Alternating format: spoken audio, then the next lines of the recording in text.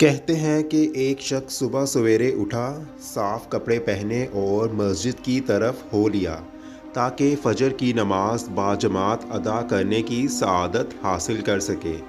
راستے میں ٹھوکر کھا کر گر پڑا، کپڑے کیچڑ سے بھر گئے۔ واپس گھر آیا، لباس بدل کر واپس مسجد کی طرف روانہ ہوا، پھر ٹھیک اسی مقام پر ٹھوکر کھا کر گر پڑا اور دوبارہ گھر آ کر لباس بدلا اور پھر مسجد کی طرف روانہ ہوا۔ جب تیسری مرتبہ اس مقام پر پہنچا تو کیا دیکھتا ہے کہ ایک شخص چراغ ہاتھ میں لے کر کھڑا ہے اور اسے اپنے پیچھے پیچھے چلنے کا کہہ رہا ہے۔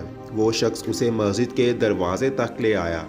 پہلے شخص نے اس سے کہا کہ آپ بھی آ کر نماز پڑھ لیں، لیکن وہ چراغ ہاتھ میں تھامے کھڑا رہا اور مسجد کے اندر داخل نہیں ہوا۔ 2-3 بار انکار کرنے کے بعد اس نے پوچھا، آپ مسجد آ کر نماز کیوں نہیں پڑھ لیتے؟ دوسرے آدمی نے جواب دیا، اس لیے کہ میں ابلیس ہوں۔ پہلے شخص کی حیرت کی انتہا نہ رہی جب اس نے یہ سنا۔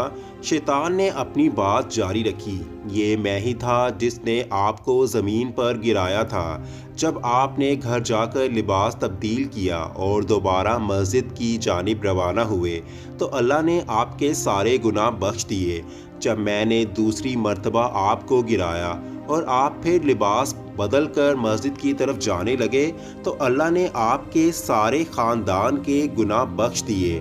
میں ڈر گیا کہ اگر اب کی بار آپ کو گرایا اور آپ پھر لباس تبدیل کر کر مسجد چلے تو کہیں اللہ آپ کے سارے گاؤں کے لوگوں کے گناہ نہ بخش دے، اس لیے میں مسجد تک خود آپ کو چھوڑنے آیا ہوں۔